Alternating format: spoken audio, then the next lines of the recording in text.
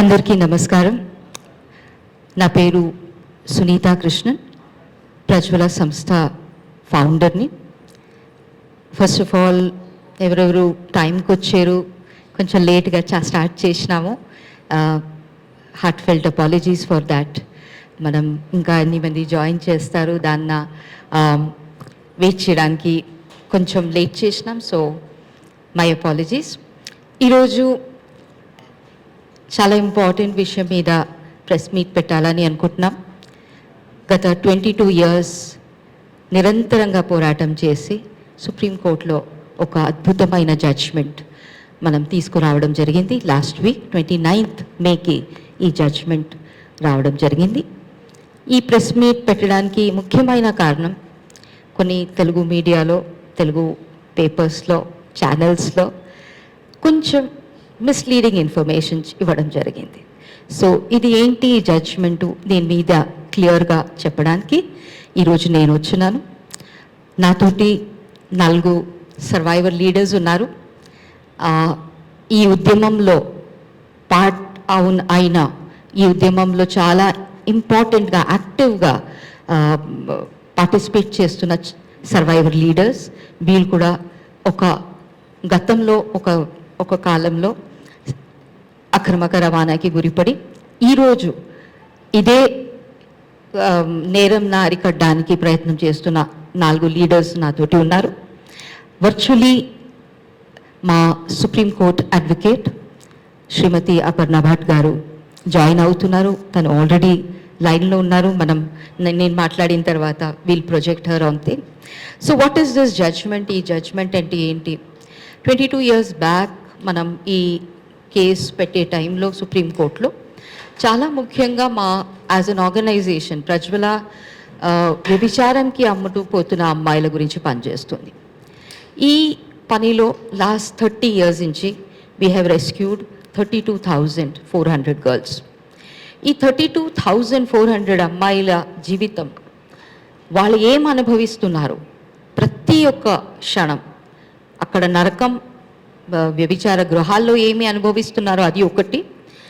అక్కడి నుంచి బయట వచ్చిన తర్వాత కూడా యంత్రాంగం ద్వారా, జ్యుడిషియరీ ద్వారా, పోలీస్ స్టేషన్ ద్వారా రిపీటెడ్గా విక్టిమైజ్ అవుతున్నారు, ఎక్స్ప్లాయిట్ అవుతున్నారు. ఎన్నో అమ్మాయిలు ఈ ఒక బాధ తడుకోలేక వాపస్ అదే దారిలో వాపస్ వెళ్ళిన ఎన్నో మంది ఉన్నారు. ఇది ఆపాలి, దీనికి ఏదన్నా ఒక సొల్యూషన్ ఉండాలి. దానికి మేము 22 years బ్యాక్ 2004లో సుప్రీంకోర్టులో PIL పెట్టినాము. విక్టిమ్ ప్రొటెక్షన్ ప్రోటోకాల్ ఇది మనకి కావాలి దేశంలో. We need a victim protection protocol for the country. ఈ మొత్తం 22 yearsలో ఈ కేసులో 2 సారి ఈ కేసు డిస్పోజ్ అయింది. అండ్ 2 సారి మేము వాపస్ ఈ కేసున తీసుకొచ్చినాం. అంటే ఎంత స్ట్రగుల్ మనం పెట్టినాము ఈ కేసు మీద, ఎంత సంవత్సరం ఈ స్ట్రగుల్ పెట్టినామో అది ఫస్ట్ తెలియచేస్తున్నాను. ఎందుకంటే ఆ స్ట్రగుల్లోనే కొంచెం బాధ ఉంది. మీడియా అవుట్లెట్స్ ఇది ఏదో సెక్స్ వర్కర్స్ ఇంకా స్వచ్ఛందంగా వ్యభిచారం చేయొచ్చు, దాని జడ్జ్మెంట్ అట్లాంటి మిస్లీడింగ్ ఇన్ఫర్మేషన్ పాస్ చేస్తే it is a మాకరీ of our work. మనం 22 yearsగా చేసిన ఈ ఉద్యమంన ఒకలాగా జోక్ లాగా తీసుకుంటున్న అలాంటి ఒక ఫీలింగ్ వచ్చింది. అండ్ దట్ ఈస్ వై ఈ పర్టిక్యులర్ జడ్జ్మెంట్లో ఏమొచ్చింది కరెక్ట్గా మీకు చెప్పడం చాలా ఇంపార్టెంట్. ఈరోజు 29th మేకి ఈ జడ్జ్మెంట్ వచ్చింది. First time in the country 77 years of independence తర్వాత first time in the country judiciary victims of sex trafficking అంగీకరించడం జరిగి వాళ్ళు ఏమేమి అనుభవిస్తున్నారు ఆ బాధ కానీ ట్రామా కానీ అది నా ఒప్పుకొని the first ever victim protection plan బయట వచ్చింది. ఇది ఇప్పుడు చట్టం. Till parliament brings a new law, this is a చట్టం. ఈ victim protection plan first time. ఈ విక్టిమ్ ప్రొటెక్షన్ ప్లాన్ చెప్పే ముందు అక్కడ కన్ఫ్యూజన్స్ వచ్చింది. ఎందుకు మీడియా రాంగ్ ఇన్ఫర్మేషన్ ఇచ్చారు, దానికి కారణం కూడా చెప్తున్నాను. ఎవరు విక్టిమ్ ఎవరు విక్టిమ్ కాదు, ఇది కూడా డిఫరెన్షియేట్ చేయడం జరిగింది. అక్రమక రవాణాకి గురిపడిన అమ్మాయి ఎవరు, స్వేచ్ఛగా వ్యభిచారం చేస్తున్న మనుషులు ఎవరు, ఈ డిఫరెన్సియేషన్, ఈ డెఫినిషనల్ డిఫరెన్షియేషన్ కూడా చెప్పడం జరిగింది. దీంట్లో ప్రముఖంగా 3 విషయం చెప్పారు. ఒకటి, రీహాబిలిటేషన్ ఒక బాధితురాలది హక్కు. ఆర్టికల్ 21, ఆర్టికల్ 23 కలిపి ఫస్ట్ జడ్జిమెంట్లో మాట వచ్చింది, ప్రతి ఒక్క బాధితురాలకి రీహాబిలిటేషన్ ఆమె హక్కు. రెండో విషయం ఏమొచ్చింది అంటే, ఫస్ట్ టైం ఒక చట్టంలో డెఫినిషన్ ఆఫ్ డిగ్నిటీ వచ్చింది. డిగ్నిటీ అంటే ఏంటి ఫర్ అ బాధితురాలు, ఒక బాధితురాలకి డిగ్నిటీ అంటే ఏంటి, దాంట్లో 3 అంశం చెప్పారు. 1, her right not to be treated as a commodity, ఒక సర్కులాగా అమ్మినా ట్రీట్ చేయకూడదు. రెండోది, రికగ్నైజ్ హర్ విత్ రెస్పెక్ట్. మూడోది, provide her material wellbeing for meaningful life. ఇది 3 చేరితేనే డిగ్నిటీ. ఇది డెఫినేషన్ వచ్చింది. అంటే ఇంకా ముందు వచ్చే విక్టిమ్ ప్రొటెక్షన్ ప్లాన్లో ఇదే, ఈ 3 అంశాల మీదనే ఉంది. మూడో విషయము ఈ జడ్జిమెంట్ తీసుకొచ్చింది కన్సెంట్. ఒక అమ్మాయి తను కన్సెంట్ చెప్పాలి ప్రతి ఒక్క స్టేజ్లో. ఆమెకి పునరావాసం కావాలా, రీహాబిలిటేషన్ కావాలా, ఈ కన్సెంట్ జడ్జి గారు, మెజిస్ట్రేట్ గారు వినాలి. ప్రత్యేకమైన సహచర్యంలో ఇక్కడ జడ్జికి అనిపిస్తుంది ఈమె మాట ఎవరో ఫోర్స్ చేసి చెప్పిస్తున్నారు, లేకపోతే ఈమెతోటి ఎవరో మాట్లాడిపిస్తాను, అట్లాంటి పరిస్థితిలో మాత్రం మెజిస్ట్రేట్ తను డిస్క్రిషన్ ఆర్డర్ చేస్తారు. ఇప్పుడు విక్టిమ్ ప్రొటెక్షన్ ప్లాన్ అంటే ఏంటి, మేము దీర్ఘమైన ఒక ప్రెస్ నోట్ మీకు ఇస్తున్నాము. Okay, there are more than 25 points in this victim protection plan. మనకి తెలంగాణ రాష్ట్రంకి ఇంపార్టెంట్ అయ్యే కొన్ని మాట మాత్రం నేను చెప్తాను. ఎన్నో సంవత్సరం నుంచి, గత 12 సంవత్సరం నుంచి నేను చెప్పొచ్చు, రిపీటెడ్లీ ప్రతి ఒక్క డీజీపీకి ఒక లెటర్ రాస్తున్నా నేను. ఇక్కడ ఉన్న anti human trafficking unit AHTU, ఇట్లాంటి ఒక చిన్న యూనిట్ ఉంది పోలీస్ శాఖలో. వీళ్ళు MHA ద్వారా నిబంధనతోటి వచ్చిన ఒక యూనిట్. వీళ్ళ బాధ్యత రెస్క్యూ చేయాలి. వీళ్ళేం చేస్తారు, రెస్క్యూ చేసుకుంటారు, దాని తర్వాత లోకల్ పోలీస్కి హ్యాండ్ ఓవర్ చేసేస్తారు. వీళ్ళకి ఏం పవర్ లేవు, అసలు ఇన్వెస్టిగేషన్ పవర్ లేవు, ఏం లేవు. సో ఫైనలీ లోకల్ పోలీస్ చేతికి వచ్చేస్తే అదే బందోబస్తు డ్యూటీ, అదే సెక్యూరిటీ, దీంట్లో ఈ కేసెస్కి చాలా వెనక వెళ్ళిపోతున్నాం. సో మా డిమాండ్ ఒకటి ఏముండింది అంటే, యాంటీ హ్యూమన్ ట్రాఫికింగ్ యూనిట్స్ నా పోలీస్ స్టేషన్గా పెట్టండి. అది ఈ విక్టిమ్ ప్రొటెక్షన్. ఇది ఈ జడ్జ్మెంటు 297 పేజెస్ అండి.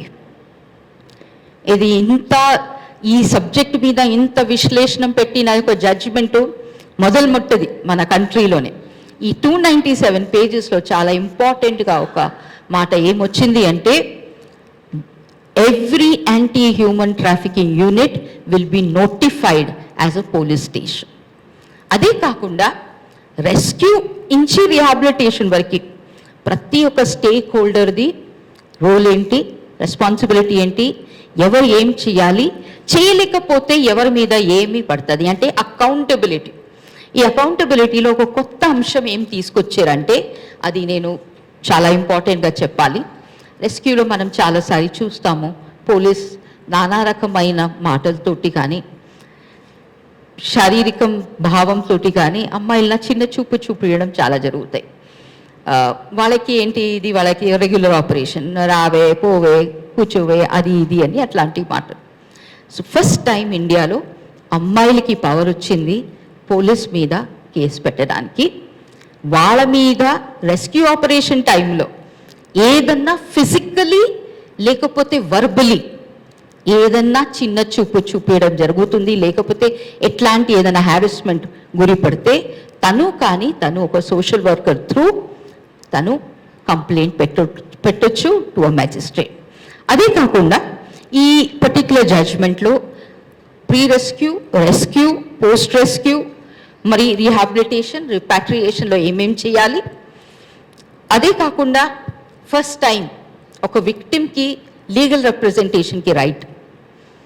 ఈమెకి ఒక లాయర్ గవర్నమెంట్ పెట్టాలి. ప్రతి ఒక్క విక్టిమ్కి ఒక లాయర్ ఉండాలి తప్పకుండా. She has a right to legal representation.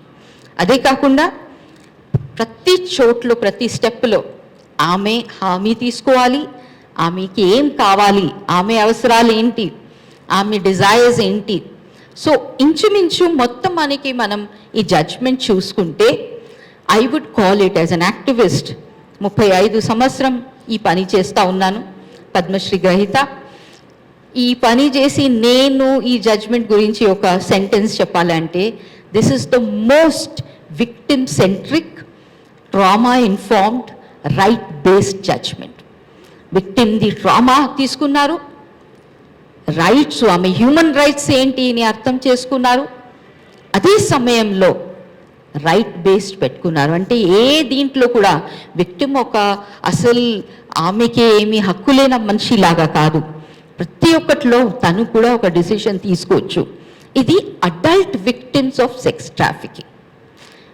Child victims అందరూ జేజే యాక్ట్ కింద వస్తున్నారు, పాక్సో కింద వస్తున్నారు.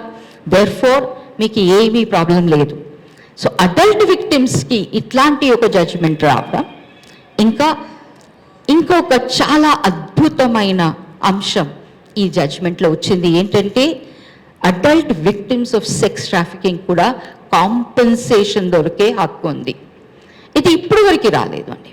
మా ఎన్నో అమ్మాయిలు ఎంతో ధైర్యంతో కోర్టులో వెళ్ళి సాక్ష్యం ఇవ్వడం జరుగుతుంది, ట్రయల్ అటెండ్ చేయడం జరుగుతుంది. ఎంత ఫ్యామిలీ నుంచి ఎంత చిన్న చూపు, అన్ని రకాల ఛాలెంజెస్ చూసి కూడా they come to the court and testify. అన్నీ అయిపోయిన తర్వాత ₹1 కూడా కోర్టు నుంచి కాంపెన్సేషన్కి రావు.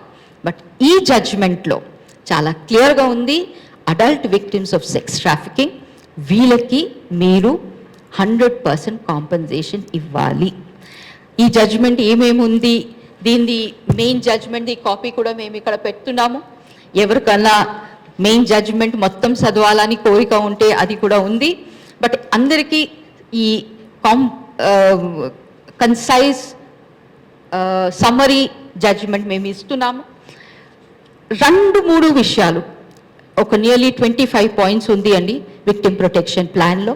ఇది 100% ఇంప్లిమెంట్ అవ్వాలి. ఇది చట్టం. ఇప్పుడు దీన్న కోర్టే మానిటర్ చేస్తారు అని చెప్పారు. 3 months తర్వాత ప్రతి ఒక్క స్టేట్ దగ్గర అడుగుతారు మీరు ఏం చేశారు, ఏం చేయలేదు అంటే. Court wants to directly monitor the implementation of this act. But ఈ జడ్జ్మెంట్లో ఇంకా కొన్ని అంశాలు వచ్చినాయి. అది జడ్జ్మెంట్ లాగా కాదు, రికమెండేషన్స్ లాగా. అంటే మెయిన్ జడ్జ్మెంట్ ఒక పార్టు, ఇంకా 2-3 పాయింట్స్ వాళ్ళు ఒక డైరెక్షన్స్, రికమెండెడ్ డైరెక్షన్. ఈ రికమెండెడ్ డైరెక్షన్లో వచ్చిన 3 పాయింట్, ఒకటి ఒక సమగ్రమైన law government of India has to consider making it. Government of India has to look into the possibility. ఒక సమగ్రమైన లా, అక్రమక రవాణా, వ్యభిచారం గురించి మాత్రమే కాదు, వేరే అన్ని రకాల అక్రమక రవాణా గురించి ఒక సమగ్రమైన ఒక చట్టం తీసుకురావాలని రికమెండ్ చేశారు ఆనరబుల్ సుప్రీం కోర్ట్. 2 విషయము రికమెండ్ చేసింది. మేము చాలా కష్టపడి లాస్ట్ ఇయర్ ఒక పెద్ద ఒక నేషనల్ లెవెల్లో మనం ఒక యాక్షన్ రీసెర్చ్ చేసినాం. టెక్నాలజీ వల్ల హ్యూమన్ ట్రాఫికింగ్, అక్రమక రవాణా ఎంత శాతం ఇంక్రీజ్ అయిపోయింది. ఫేస్బుక్ ద్వారా, ఇన్స్టాగ్రామ్ ద్వారా, స్నాప్చాట్ ద్వారా, ట్విట్టర్ ద్వారా, ఇట్లాంటి డేటింగ్ సైట్స్, మ్యాట్రిమోనియల్ సైట్స్ ద్వారా ఎంత ట్రాఫికింగ్, హ్యూమన్ ట్రాఫికింగ్. దీనికి ఒక సమగ్రమైన రీసెర్చ్ రిపోర్ట్ మేము సుప్రీంకోర్టుకు ఇవ్వడం జరిగింది. సో అది కూడా డైరెక్షన్లో వచ్చింది. That cyber enabled human trafficking గురించి, అంటే టెక్నాలజీ ఫెసిలిటేటెడ్, టెక్నాలజీ తోటి వస్తున్న ఈ అక్రమ రవాణాకి ఏం చేయాలా, దీని గురించి కూడా గవర్నమెంట్ ఏదో ఒకటి చేయాలి. 3వ విషయము వాళ్ళు చెప్పింది డైరెక్షన్స్లో. ఒకటి, ఈ జడ్జ్మెంట్ చాలా ఇంట్రెస్టింగ్ అండి. 40 pages జడ్జ్మెంట్ ఉంది. 297 pagesలో 40 పేజే జడ్జ్మెంట్ ఉంది. వేరే అన్నీ చాలా అనాలిసిస్. డెఫినిషన్ అనాలిసిస్, డెఫినిషన్లో ఉన్న అన్సర్టనిటీస్ అటు ఇటు అవుతున్నది. వాలంటరీ సెక్స్ వర్క్ అంటే వ్యభిచారం స్వేచ్ఛగా చేస్తున్న వాళ్ళు, అక్రమక రవాణాకి గురి పడిన వాళ్ళు, వీళ్ళ ఉన్న డిఫరెన్స్ ఏంటి, ఇదన్నీ విషయం మీద చాలా చర్చతో ఒక్క మాట వాళ్ళు అబ్జర్వ్ చేశారు, కొంచెం డెఫినిషన్స్లో తేడాలు ఉన్నాయి. సో గవర్నమెంట్ ఆఫ్ ఇండియాకి డైరెక్షన్ ఇవ్వడం జరిగింది దాట్ మీరు ఈ డెఫినిషన్స్లో ఉన్న తేడాల కొంచెం చూడండి, అది రెక్టిఫై చేయడానికి చూడండి. ఫైనలీ అందరికీ మనకి చాలా తెలుగు పేపర్స్ చదివినాను, including Eenadu paper and other papers, వ్యభిచారం వాలంటరీగా చేయొచ్చా లేదా ఇట్లాంటి హెడ్లైన్స్ వచ్చింది ఈ జడ్జ్మెంట్ గురించి. బాధకరమైన జడ్జ్మెంటు, బాధకరమైన టైటిల్స్, హెడ్డింగ్స్, బట్ దాన్ని కూడా కొంచెం క్లారిటీ ఇస్తాను. ఎందుకంటే క్లియర్గా honourable bench of justice Pardiwala, justice Mahadevan క్లియర్గా అబ్జర్వ్ చేశారు. పోలీస్ వాళ్ళు రెస్క్యూ చేయడానికి వెళ్తే ఆ రెస్క్యూ టైంలో ఎవరు బలవంతంగా చేస్తున్నారు, ఎవరు స్వేచ్ఛగా చేస్తున్నారు, ఇది తెలవడం ఇంపాసిబుల్. అండ్ దేర్ ఫార్ ఒక రెస్క్యూ ఆపరేషన్లో అందరినా బయట తీయాలి, క్లియర్గా ఉంది జడ్జ్మెంట్లో. ఓకే, నేరస్తులుగా కాదు, విక్టిమ్స్గా, బాధితురాలుగా, అంటే స్వేచ్ఛతోటి చేస్తున్న ఆడదాన్ని కూడా వాళ్ళు బాధితురాలుగానే చూశారు ఈ జడ్జ్మెంట్లో. వాళ్ళని నేరస్తులుగా చూడకండి, బాధితురాలుగా తీసుకుని వచ్చి చాలా క్లియర్గా విక్టిమ్ ప్రొటెక్షన్ ప్లాన్లో చాలా క్లియర్గా ప్రొసీజర్ చెప్పారు.